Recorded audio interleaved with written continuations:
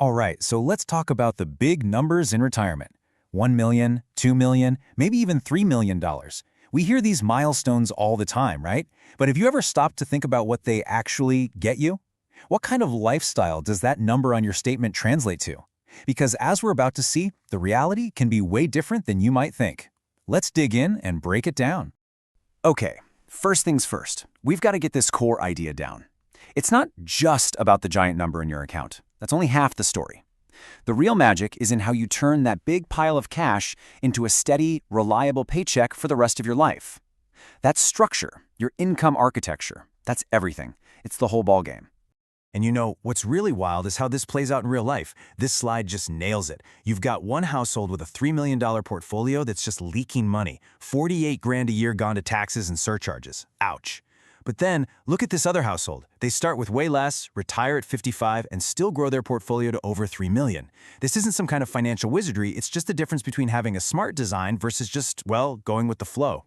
And that really gets to the heart of a super common trap. We get so obsessed with hitting that seven-figure number that we kind of forget to plan for what happens after we hit it.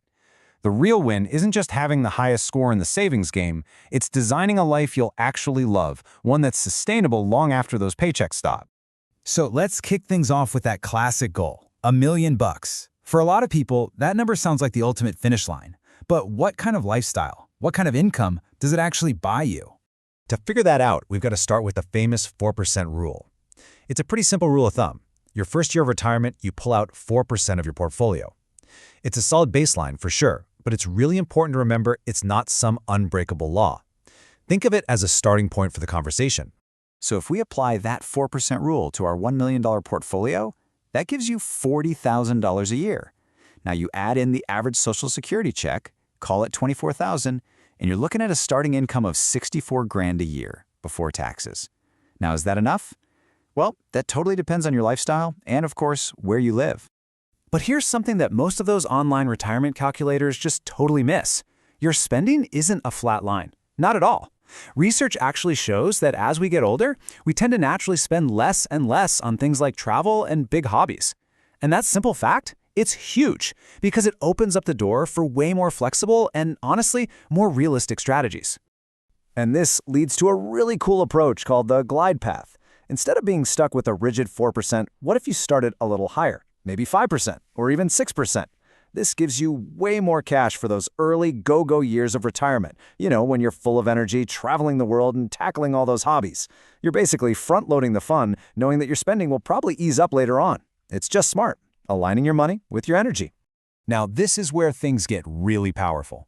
We're talking about building an income stack. See, your portfolio, that's just one layer. It's the foundation. True financial resilience comes from adding other streams of income on top of it. As you can see here, things like a rental property or even a little part-time consulting can completely change the picture. It could be dividends, a small pension. Whatever it is, every single layer you add makes your retirement more bulletproof and gives your lifestyle a serious boost without draining your investments. Okay, let's step it up a notch. We're moving on to the $2 million level. And let me tell you, that second million doesn't just double your income, no. It buys you something much more valuable: strategic choices. It gives you the power to design a true blueprint for your ideal retirement. Okay, you have to see this. This is the runway strategy, and it is an absolute game changer, especially if you want to retire early.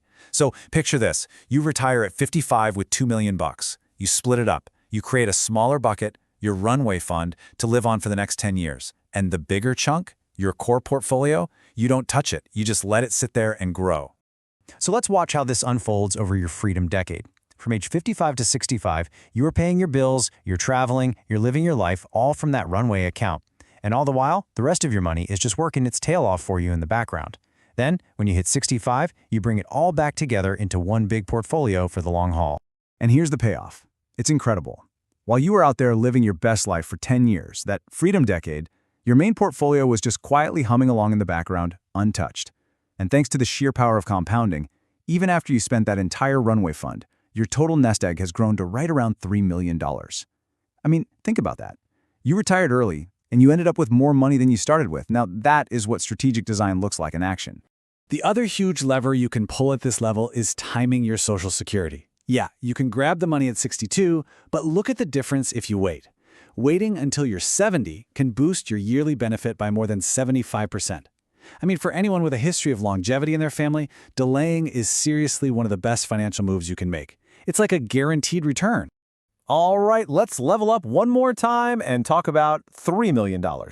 At this point, the game changes again. The biggest advantage you have isn't just about having more money to spend. It's about gaining massive control over what will be your single biggest expense in retirement, taxes. To really see what I mean, let's look at a tale of two couples. Both have the exact same $3 million net worth. Couple A just takes the easy, default path. But couple B, they get proactive, they get strategic, and the difference in what happens to their money is, well, it's just staggering. So, couple A, on that default path, runs into a whole cascade of tax problems. They start pulling heavily from their traditional IRAs, and that just inflates their taxable income. That, in turn, makes more of their Social Security taxable. Then, bam, at age 73, they get hit with required minimum distributions, RMDs. That's the government forcing them to sell and withdraw money, whether they need it or not. And all that extra income? It can trigger these painful Medicare surcharges called IRMA, which is just a fancy acronym for a penalty for having too much income. It means they're paying way more for their healthcare. But now, look at the contrast with Couple B's strategic plan. They're smart. They live off their regular brokerage accounts first, which gives them much better tax treatment. They use those low-income years to systematically convert pieces of their traditional IRA into a Roth IRA. Yeah, they pay a little tax now, but it saves them an absolute fortune later. This move shrinks their future RMDs to almost nothing and keeps them well clear of those nasty Medicare penalties. And here's the punchline. By being smart about timing and taxes, Couple B saves over $250,000 throughout their retirement. That's $260,000. Same starting point, same lifestyle, but a wildly different financial outcome. It's all about the planning. So, as we start to wrap this all up, it becomes pretty clear, right? Retirement success isn't just about hitting a number. It's about knowing which levers to pull and when to pull them. Let's do a quick recap of what really, truly moves the needle. Here are the 3 big takeaways. Number 1, think like an architect, not an accountant. Design your income with multiple layers. Don't just chase a number. Number 2, your 50s and 60s are your golden opportunity, your peak decade for tax planning that will set you up for life. And number 3, be incredibly intentional about Social Security. Deciding when to turn it on can be worth hundreds of thousands of dollars. So at the end of the day, it all boils down to one simple question. Is your plan just built to get a high score on a statement, or is it truly designed to deliver the good life you've spent your entire career working for? The choice, my friends, is yours.